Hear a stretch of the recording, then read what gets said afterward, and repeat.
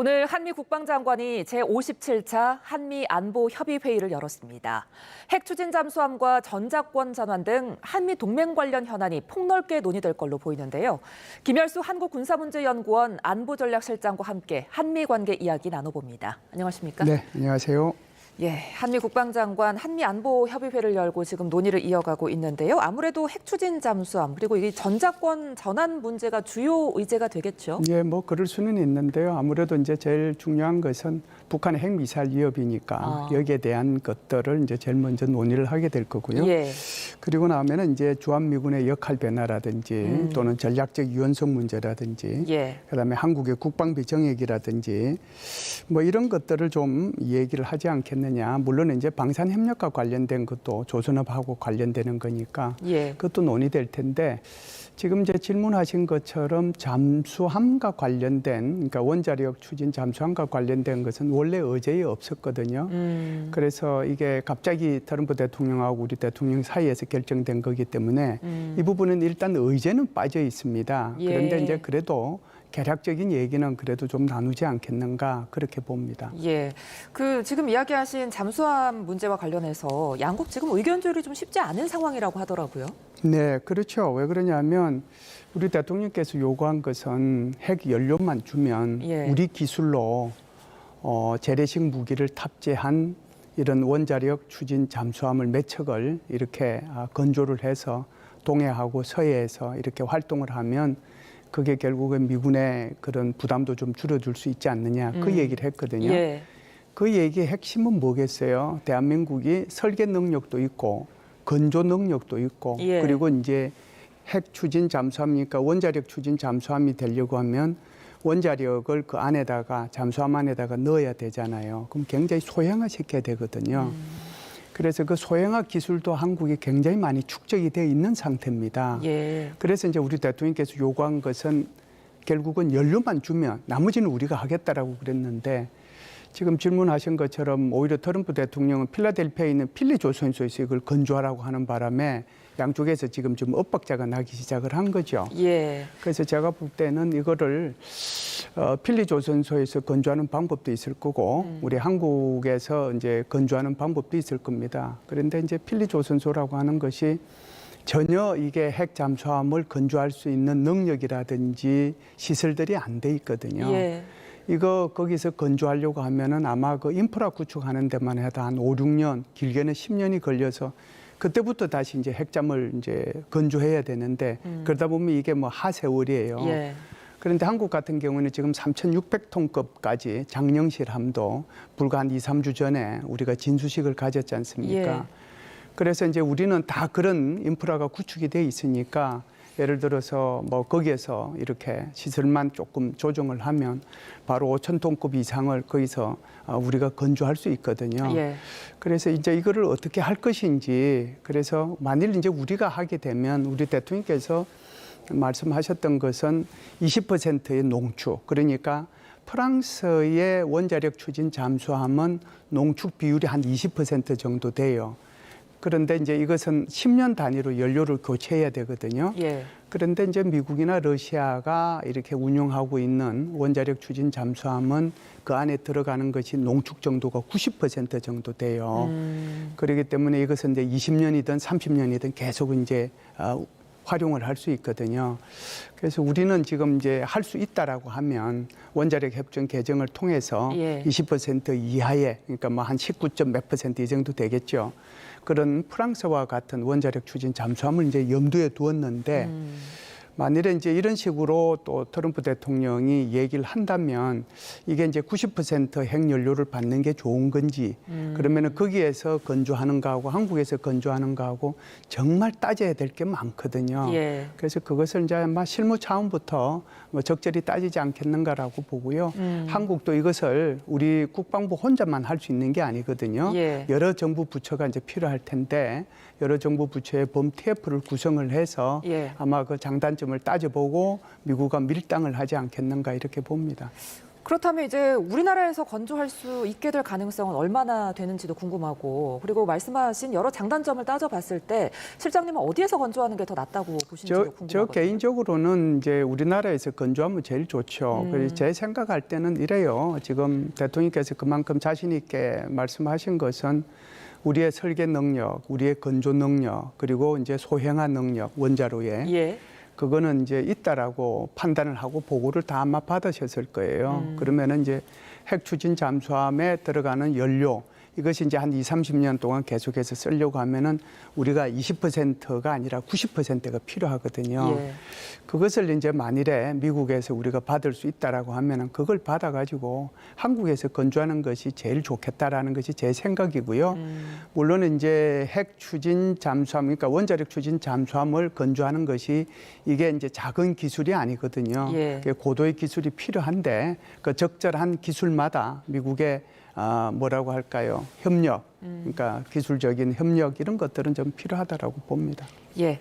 자, 그리고 또 한 가지 가장 주목받는 부분이 전자권 전환 논의입니다. 이 부분 어떤 논의 이루어졌을까요?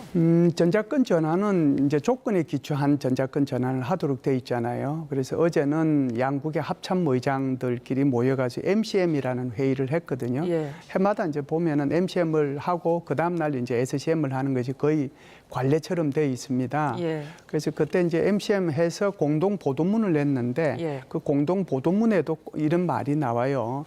전자권 전환이라고 하는 것은 조건에 기초해서 그래서 가속하기로 했다. 예를 들면 그래서 이제 이런 이제 전자권 전환 기준에도 저기 나오네요. 예. 많은 부분에서 의미 있는 진전이 있는데 그래서 공감을 했다. 그래서 또 전자권 전환 조건 충족과 연합 방위 태세 강화를 위해서 노력할 것을 확인했다 이렇게 나오거든요. 예. 그 전자권 전환이라고 하는 것이 이제 전환이 되려고 하면 조건에 기초한다라고 얘기했잖아요. 예. 그 조건이 세 가지가 있습니다. 첫 번째는 한국군이 미래 연합사를 지휘할 수 있는 작전 통제할 수 있는 그런 능력이 있느냐 하는 거고요. 예. 두 번째는 한미가 북한의 핵과 미사일 위협에 대응할 수 있는 능력을 갖추느냐 하는 거고요. 세 번째는 전자권 전환 시에 한국 한반도와 지역의 안보 상황에 아무런 문제가 없겠는가, 안정적인 건가 이것이 핵심이거든요. 그래서 아무래도 세 번째는 굉장히 주관적이잖아요. 예. 그래서 이제 이걸 빼고 지금까지 평가를 어디다 초점을 맞춰 왔느냐 하면 첫 번째 조건에다가 초점을 맞춰서 평가를 해왔어요. 예. 그래서 이제 이게 최초 운용 능력이 있느냐 하는 것을 전문 용어로 이제 IOC라고 부르는데 이걸 이제 2019년도 8월 달에 한번 이제 한미가 평가단을 구성을 해서 평가를 해봤는데 예. 그때 뭐 최초 운용 능력 정도는 있다라고 이제 통과가 됐어요. 그리고 이제 두 번째가 완전 이제 운용 능력이거든요. 예. 이것을 이제 FOC라고 부릅니다. Full Operational Capability라고 얘기하는데 이거는 2022년 여름에 한 번 했어요. 여름에 한 번 했는데 이게 사실상 전환되는 어떤 그 목록이 이제 숫자에 따라서 좀 다르긴 한데 이걸 이제 어떤 기준을 삼느냐에 따라서 대충 한 70여 개가 넘거든요. 그런데 그때 평가한 것은 49개였어요. 그래서 49개에 대해서는 일단 합격점을 받았다 이렇게 돼 있거든요. 예. 그리고 나면은 이제 마지막 평가해야 되는 것이 FMC라고 하는 게 있습니다. 그러니까 풀 미션 이제 오퍼레이션 케이퍼빌 이제 풀 미션 케이퍼빌리티라고 볼 수가 있겠죠. 예. 그래서 이거는 완전한 임무 수행 능력인데 남아 있는 거 지금 못했던 거 그걸 다 이제 한번 다 해봐서 아무 문제가 없으면 그때 이제 가능하다라는 것이 첫 번째 조건이고요. 두 번째 조건은 이제 북한의 핵미사일 위협에 대해서 한국과 미국이 어느 정도 대응할 수 있는 능력 평가. 그래서 이 부분이 어느 정도 돼 있는지 이것도 다시 이제 평가가 필요하거든요. 예. 그래서 이런 평가가 다 이루어지고 나면 그렇게 됐을 경우에 아무 문제가 없다. 그러면은 이제 이걸 이제 가속화하기로 그렇게 이제 할 수는 있는 거죠. 예. 트럼프 행정부는 지금 전자권을 주고 싶어 하는 분위기인 거죠? 그렇죠. 지금 이제 헤그세스 국방부 장관이 이제 말한 그 표현 속에 보면 한국이 이제 이 한반도에서의 작전에 예. 주도적인 역할을 하기를 원하고 예. 또 그렇게 되어야 된다라고 얘기를 했거든요. 그러니까 미국의 사실상 이 동아시아 전략이라고 할까요? 인도 태평양 전략의 핵심은 중국 견제거든요. 그래서 중국 견제에 이제 미국은 초점을 맞추고 나머지 지역 방어에 대해서는 해당되는 국가가 책임을 좀 졌으면 좋겠다라고 하는 것이 미국의 근본적인 국방 전략에 나와 있는 거예요. 예. 그 이제 전략 지침이 올 3월 달에 발표되었을 때도 바로 이제 그 얘기를 했거든요. 예. 그래서 다른 정부에서의 위험을 감수하고라도 이제 미국은 미국 본토 방어하고 바로 이제 중국 견제에 초점을 두겠다라고 그러기 때문에 미국 입장에서는 한국이 이런 이제 조건에 기초한 전자권 전환을 평가해봤을 때 문제가 없으면 이건 뭐 넘겨주겠다는 생각은 항상 가지고 있다고 봐야죠. 그러면서 이제 계속 같이 나온 이야기가 국방비 증액 문제인데 네네. 증액 규모를 얼마나 봐야 될까요? 정액은 이제 우리가 이렇게 미리 이제 가서 얘기를 했죠. 지난 8월 달에 한미 정상회담 할 때 이제 미리 가서 얘기를 했습니다. 우리도 2035년까지 3.5%를 올리겠다라고 얘기를 했거든요. GDP에. 예. 지금 현재는 GDP에 차지하는 규모가 2.42% 정도 됩니다. 그러면은 이제 우리가 2035년까지 3.5%를 달성을 하려고 하면 이게 이제 매년 예산의 8% 정도 이렇게 정액을 시켜 나가면 매년 그러면은 2035년까지 GDP의 3.5%를 달성할 수 있기 때문에 우리 예산의 규모로 봐서 그렇게 큰 부담될 수 있는 건 아닙니다. 이런 안보 협의 내용을 비롯해서 이제 한미 정상회담 결과가 이제 정리가 돼야 될 텐데 네네. 그 문서를 정리한 팩트 시트 공동 설명 자료가 아직 나오지 않은 상태거든요. 그렇죠. 이번 주에 나온다고 하는데 정확히 어떤 내용 담길까요? 그렇죠. 오늘 이제 오후에 이제 아무래도 공동 성명도 발표도 하고 그러면서 이제 한미 국방부 장관이 기자회견을 아마 할 거예요. 그게 뭐 1시 정도로 계획이 돼 있는데 1시에 나올지 조금 더 뒤에 나올지는 모르겠습니다만은 대충 그 안에 들어가는 내용은 제가 볼 때는 뭐 이런 것 같습니다. 북한의 핵과 미사일에 대비해서 어떻게 하면은 확장 억제를 강화하고 확장 억제를 강화하는 그 구체적인 내용 중에서 소위 말하는 CNI라고 하는 게 있거든요. 그러니까 한국의 첨단 재래식 무기하고 미국의 핵무기를 통합해서 컨벤셔널하고 뉴클리어죠. 그걸 CNI라고 얘기하는데 인테그레이션 시켜가지고 북한의 핵미사일 위협에 대응할 것이냐. 여기 이제 구체적인 내용을 이제 더 우리가 발전시켜 나가자는 것이 제일 먼저 이제 나오지 않겠는가라고 보고요. 두 번째는 아무래도 이제 주한미군의 역할 변화가 나올 겁니다. 그래서 주한미군의 역할 변화는 아무래도 어제도 이 합참 의장들끼리 한 MCM에서 한반도를 넘어서 이렇게 나오거든요. 한반도를 넘어간다는 것은 결국은 주한미군이 이게 한반도, 그러니까 한국 방위뿐만 아니라 지역 방위로 이제 넘어가겠다는 거잖아요. 이제 억제 역할을 한다는 그런 거기 때문에 결국은 제가 볼 때는 주한미군의 역할 변화를 좀 얘기하지 않겠는가 보고요. 세 번째는 이제 전자권 전환 문제는 제가 좀 전에 말씀을 드렸습니다만은 이것을 가속화시켜 나가자. 아마 그런 표현이 들어가지 않겠는가 보고 대신에 주한미군의 규모는 손을 대지 않을 걸로 봐요. 28,500명 현재 돼 있는데 거기에 대해서 뭐 얼마만큼 줄인다는 표현은 없을 거고요. 그 말은 결국은 전략적 유연성이라는 그 표현 속에 뭐 미군이 들락날락 이렇게 할 수 있기 때문에 그래서 아마 이 문제는 이제 포함되지 않을 거라고 보고 그리고 이제 한국의 국방비 정액에 대한 사의를 표하고 그리고 이제 지금 현재는 우리 한국의 조선소에서 또는 필리 조선소에서 미국의 군수함 같은 거, 군수 지원함 같은 거 계속 MRO를 하고 있지 않습니까? 보수 유지 정비를 하고 있는데 보수 유지 정비를 넘어서 이게 이제 군함 건조에 이르기까지 뭐 협력을 해 나가자. 그리고 이제 이 조선 분야뿐만 아니라 헬기나 또는 이제 항공기, 전투기 같은 게 있죠. 거기에 대한 정비도 확대해 나가자. 아마 그런 표현도 들어갈 수 있을 거다 이렇게 봅니다. 그러니까 미국은 계속해서 자기네 무기를 좀 더 사가라 이런 거죠? 우리가 이제 미국 무기를 사는 것은 이미 이제 위성락 안보실장도 이제 발표를 했는데 그게 앞으로 향후 5년 동안에 250억 불 우리가 사오겠다고 얘기를 했거든요. 그래서 우리가 250억 불 사오고 또 국방비를 3.5% 올리는 대신에 그 반대급부로 한미 원자력 협정을 개정하자. 그래서 미국이 여기 동의해 준 거거든요. 그래서 아마 이렇게 되면은 우리 F-35 추가 도입이라든지 또는 뭐 여러 가지 이제 미사일이라든지 그다음에 이제 방공 무기라든지 이런 것들에 대해서 미국의 첨단 무기 체계를 도입할 수 있죠. 예. 지금 한미 관계를 보면 한미 국방장관이 어제 8년 만에 판문점 공동경비구역을 동반으로 방문했고요. 또 한미 합참의장이 동맹 역사 최초로 연합지휘 비행을 실시했거든요. 네. 어느 때보다 좀 밀착하는 모양새인데 향후 어떤 관계에 대한 변수가 있다면 어떤 게 있을까요? 어제 아주 뭐 보기가 좋았습니다. 예. 그래서 한국의 합참의장도 공군 대장이고 미국의 합참의장도 공군 대장이에요. 예. 그래서 이 한국의 합참의장은 KF-16을 모는 조종사고 그다음에 미국의 합참의장은 F-16을 모는 조종사니까 둘 다 이제 거의 같은 기종이잖아요. 예. 그래서 어제 이제 우정의 비행을 했고 그리고 지금은 이제 헤그세서 전쟁부 장관이라고 얘기해야 될지 국방부 장관이라고 얘기해야 될지 예. 헷갈리긴 합니다만은 헤그세서 장관하고 우리 안규백 장관하고 JSL을 방문을 하고 했잖아요. 예.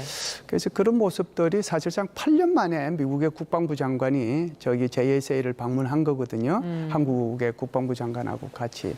그래서 정말 오래간만에 보기 좋은 그런 모습들이 연출이 됐다라고 저는 생각을 하고요. 예.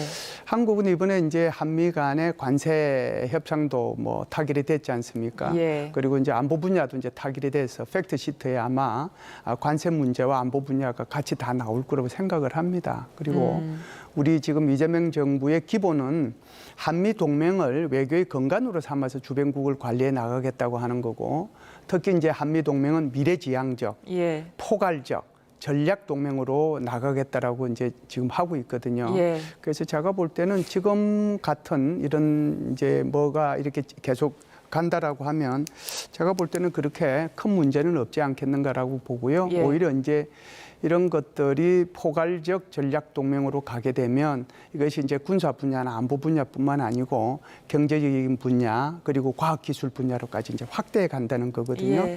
그럴 가능성이 훨씬 더 있지 않을까. 그래서 미래 한미 동맹에 대해서는 좀 낙관적인 생각을 갖고 있습니다. 그런데 이렇게 분위기 좋게 지금 양국 국방장관이 JSA를 시찰할 때 네. 북한이 서해로 방사포 도발을 이어갔단 말이죠. 네. 어떤 의도였을까요? 그 지금 북한이요, 사실은 그 트럼프 대통령이 일본을 방문해가지고 조지 워싱턴 함에 일본의 다케이치 총리하고 같이 올라간 날 있잖아요. 예. 그날 북한이 서해상으로 전략 순항 미사일을 발사했거든요. 뭐 불화살 3-31일 정도로 이렇게 추정은 되는데 그때도 이제 어떻게 보면은 도발을 한 거고요. 그리고 이제 한중 정상회담이 11월 1일 날 있었지 않습니까? 11월 1일 날 있었는데 그때도 북한이 제가 볼 때는 뭐 240mm 방사포가 되지 않겠는가라고 생각하는데 그걸 서해상으로 발사를 했거든요. 예. 그리고 어제 다시 헤그세스 국방부 장관이 왔을 때 또 여기다가 발사를 했단 말이죠. 예. 그렇기 때문에 계속해서 이 북한이 여기에 대한 도발을 지금 하고 있지 않는가 이런 생각을 합니다. 그렇다면은 추가 도발도 혹시 계속 이어질까요? 예, 제가 볼 때는 뭐 지금 어지간한 것들은 이제 다 끝났잖아요. 예. 이제 트럼프 대통령이 왔다 갔고 뭐 중국의 시진핑 주석도 왔다 갔고 그리고 이제 헤그세스 장관도 왔다 갔기 때문에 지금 이제 그걸 염두에 둔 그런 도발은 뭐 하지 않지 않겠는가 이렇게 생각을 하는데 예. 그럼에도 불구하고 모르죠. 또 이제 이 국지 도발은 여전히 가능성이 있기 때문에 여기에 대한 대비는 필요하다 이런 생각을 합니다. 그 최근에 트럼프 대통령이 김정은 위원장을 굉장히 만나고 싶어 했잖아요. 네네. 근데 이런 분위기면은 가능성이 좀 낮아 보이기도 하는데요. 아닙니다. 뭐 여전히 이제 그 가능성은 있는데요. 사실은 이제 트럼프 대통령이 갈 때도 비행기 기내에서 이런 얘기를 했잖아요.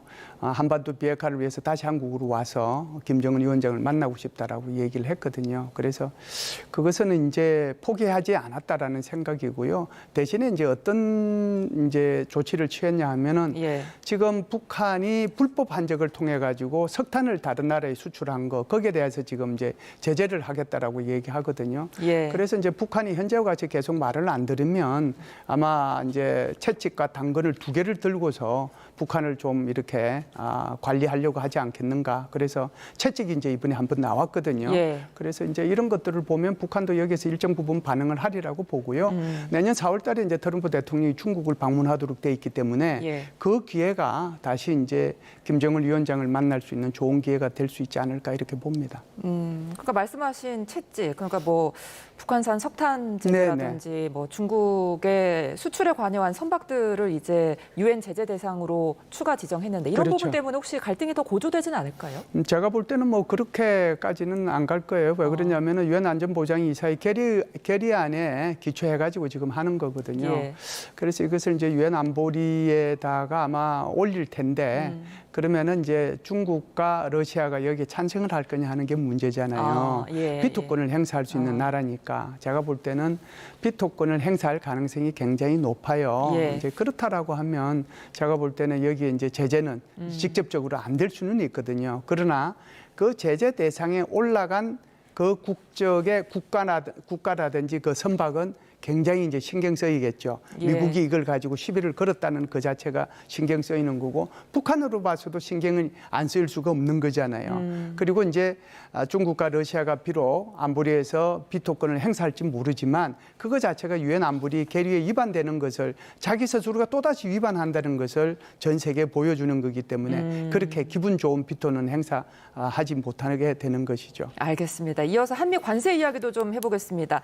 이번에 그 젠슨왕 엔비디아 CEO가 우리 기업들에게 선물을 내놨잖아요. 네네. 26만 장의 GPU를 공급하기로 했는데 트럼프 대통령이 지금 엔비디아의 최신 칩 블랙웰을 타국에 수출하지 않겠다고 했거든요. 그러면 이건 어떻게 되는 걸까요? 그래서 이제 이게 거의 뭐 지금 관련되는 기업들의 주가가 천국과 지옥을 지금 오가는 것 같습니다. 예. 그래서 오늘 거기 관련되는 뭐 삼성이나 SK나 이런 거 보니까 많이 떨어졌더라고요. 예. 아마 이게 이제 영향을 좀 미치리라고 생각을 하는데 글쎄요, 지금 첨단 AI 반도체는 미국의 국가안보 사항이기 때문에 저거는 이제 언제든지 상무부에서 통제가 가능한 품목이다라고 하는 것을 먼저 말씀을 드리고요. 예. 그러면은 그 통제 가능한 품목을 동맹국들한테도 그러면은 지금 통제를 할 거냐 하는 것은 또 다른 문제라고 봐요. 트럼프 대통령은 중국을 포함한 다른 나라에도 이렇게 표현을 했잖아요. 예. 거기는 이제 동맹을 따로 이제 구분은 안 했단 말이죠. 그런데 사실상 얼마 전에 보면은 아랍에미리트에는 저기에 블랙웰을 6만 개를 이렇게 수출 승인을 해줬거든요. 그래서 그런 것들을 보면 트럼프 대통령이 한 그 말이 예. 워낙 이제 종잡을 수 없으신 분이시니까 예. 우리가 뭐라고 얘기할 수는 없지만 만일 이렇게 되면 엔비디아는 엔비디아대로 자신이 팔아야 되는데 팔아서 그래서 이익을 남겨야 되는데 엔비디아는 엔비디아로 손해를 볼 거고 우리는 지금 이제 어떻게 보면은 AI 3대 강국으로 도약을 하려고 하는데 여기에 대한 것도 이제 차질이 생길 수 있는 거죠. 예. 단 이런 거는 있을 수 있어요. 예를 들어서 미국에 이제 우리나라에 그 관련되는 기업들이 있잖아요. 예. 거기까지도 안 주느냐? 그거는 아닐 거라고요. 그래서 예를 들어서 지금 뭐 거기에 삼성도 짓고 있고 현대자동차도 거기에 뭐 짓고 생산하고 있잖아요. 예. 거기는 이제 원래대로 또 들어갈 수 있는 문제인데 이 문제는 그렇게 단칼에 이렇게 뭐 얘기할 수 있는 건 아니고 아마 이게 어떤 속사정이 있는지 아마 우리 산자부 장관이 지금 여러 가지로 고민을 하고 있지 않을까라고 생각합니다. 예. 자, 한미 국방 내용부터 관세 내용까지 지금까지 김열수 한국군사문제연구원 안보전략실장과 함께 이야기 나눠봤습니다. 오늘 말씀 고맙습니다.